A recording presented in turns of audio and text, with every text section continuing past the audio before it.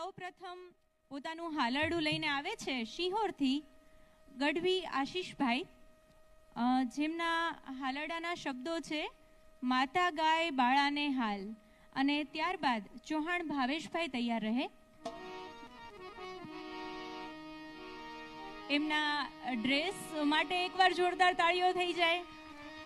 પરંપરાગત વેશ પહેરીને ભાઈ ખૂબ શોભી રહ્યા છે. હવે હાલરડાથી આપણને મંત્રમુગ્ધ કરશે. હાલો હાલો.